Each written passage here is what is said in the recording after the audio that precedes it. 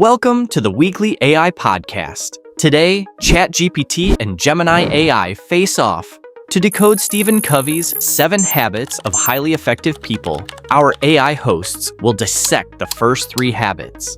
Join us as we bridge the gap between artificial intelligence and human effectiveness. Hey everyone, welcome back. Ready to dive into some more juicy insights for personal growth? Today we're cracking open a classic, The 7 Habits of Highly Effective People by Stephen Covey. Always a good one to revisit. So many gems in there. It really is. And in this deep dive, we're zeroing in on those first 3 habits, the foundation for real lasting change. We've all been tempted by those quick fix promises, right? Oh, absolutely. The allure of a quick fix is strong, but is that really what leads to effectiveness? That's exactly what Covey challenges, and he doesn't hold back. He compares quick fixes for deep-rooted issues to something kind of funny, actually. Oh, I'm curious. What's the comparison? Trying to navigate Chicago using a map of Detroit? Like, good luck with that. That means a pretty clear picture. You can try to force it, but you're going to stay lost. Right. And it highlights something so important. Trying to fix the symptoms without getting at the root cause. Absolutely. It's like putting a Band-Aid on a broken bone. It might look better on the surface for a second, but it's not a real solution. Exactly. And Covey illustrates this with a really relatable story about his own son who was struggling, particularly in school and with baseball.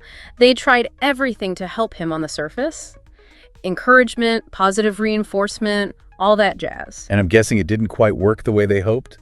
Not at first. They had this light bulb moment where they realized that despite their outward actions, they were subconsciously viewing their son as inadequate, like he was behind somehow. Wow. So even though they were trying to be positive, that underlying perception was what they were actually communicating. It's amazing how much our perceptions, especially the subconscious ones, shape our interactions. Makes you think, right? It sure does. And it leads us to this crucial distinction Covey makes between the personality ethic and the character ethic. Okay, so break that down for me. What's the difference? Think of the personality ethic as all those surface-level techniques we often rely on. Charm, manipulation tactics, the whole fake-it-till-you-make-it approach. Ah, I see. So it's about appearances rather than substance. Exactly. And while those techniques might seem effective in the short term, they lack the depth to create real, lasting change. Like building a house on sand, eventually it's going to crumble. Exactly. That's where the character ethic steps in. Yeah. It's about who you are at your core, your integrity, your honesty, your empathy. It's about aligning your life with principles. Love that. It's about being congruent inside and out. Yes. And that's where Covey's concept of paradigms comes in. He argues that we each have these internal maps that shape how we see and interpret the world. Okay, so our paradigms are like lenses through which we experience life. Precisely. And if those maps, those paradigms, are based on inaccurate or faulty assumptions, we're going to keep getting lost, no matter how hard we try to change our behavior. So it's like using a faulty GPS. You might keep driving and driving, but you'll never reach your destination if your starting point is wrong. Exactly. Yeah. And that's why Covey emphasizes aligning our paradigms with principles, those fundamental truths that govern human behavior and effectiveness. This is so fascinating. It's not just about changing our actions. It's about examining those deep-seated beliefs and perceptions that drive those actions. Exactly. It's about understanding that real, lasting change starts from the inside out. So if we want to align our internal maps with these principles, how do we actually make that happen? Is it a quick fix? Or is it more of a process? That's the thing about real change, isn't it? It's a journey, not a quick stop. Covey uses this great analogy of the law of the harvest. You know, a farmer can't just yell at the crops to grow faster. Right. Some things just take time. Exactly. And it's the same with personal growth. We can't expect to achieve genuine change overnight. So no shortcuts to effectiveness then? Not if we're looking for lasting change. Think about it. Have you ever tried to learn something new, like playing an instrument? Like, wouldn't it be amazing to just download the skill of a concert pianist straight into your brain? Oh, tell me about it. I'd give anything to play like that, but those scales, not so much fun. Right. But it's tempting to want to skip those essential steps, those sometimes tedious developmental stages. Definitely. But like, you can't build a skyscraper on a foundation of sand. You need that solid base. Exactly. And that's where Covey's maturity continuum comes in. He talks about this natural progression of growth we all go through, moving from dependence to independence, and finally to interdependence. Okay, so walk me through those stages. What does this dependence to interdependence thing look like in real life? Picture a child learning to walk. They start out totally dependent on others, but gradually they develop the strength and coordination to stand on their own 2 feet. That's moving from dependence to independence. Ah, that makes sense. The classic, look, ma, no hands. But for life, right?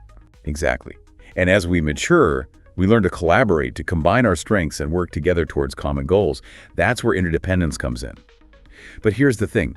You can't truly reach that level of interdependence without first mastering independence. So you're saying even if I feel stuck in a place of dependence, there's always potential to move towards interdependence. Absolutely. It's a journey, and we're all constantly evolving along that continuum.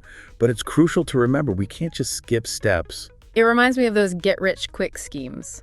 Always tempting, but they rarely lead to lasting success. Precisely. And it's the same with personal growth. Real sustainable change takes time, effort, and those essential developmental stages. And that leads us to another key concept, the PPC balance. Covey uses a great metaphor to explain it, the goose and the golden egg. Okay, now you've got me curious. Tell me more about this goose and its precious golden eggs. What's the metaphor all about? All right, so imagine you have this goose, right? And every single day, it lays a beautiful golden egg. The goose represents your production capability, your ability to create, to achieve. Those golden eggs, those are your production, the actual results you see in your life. Okay, so the goose is like our inner talent, and the golden eggs are the amazing things we achieve with it. I like it. But here's where the balance comes in. If you're only focused on those golden eggs, those achievements, those results, you might forget to take care of the goose itself. Oh, I see where you're going with this. Right. You might overwork it, not give it the rest it needs, neglect its needs, and eventually it just won't be able to lay any more eggs. It's like that saying, don't kill the goose that lays the golden eggs, right? You need to take care of the source. Exactly.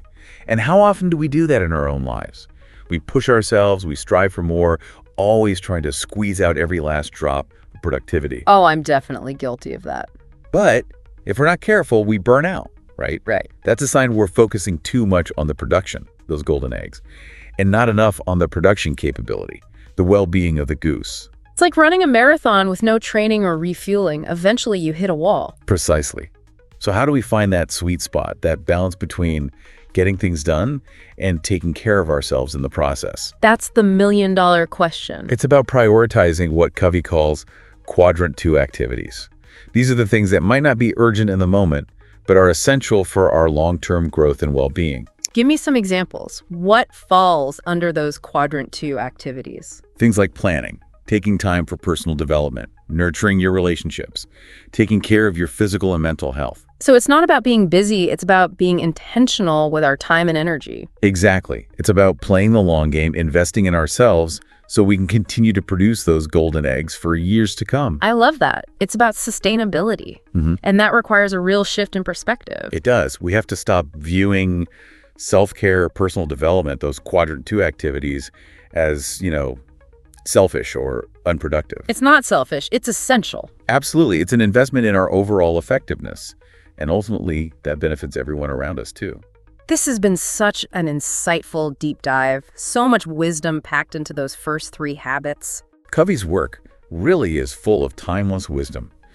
And you know what? He ends the chapter on habit 3 with this really powerful question. Oh, tell me. He asks, what is one thing you could do, something you're not currently doing, that if you did it consistently would make a huge positive difference in your life? Wow, that's a good one. It really makes you stop and think. It does. So we'll leave that with you all to ponder.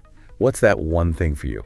What small change could you make consistently that would have a ripple effect on your life?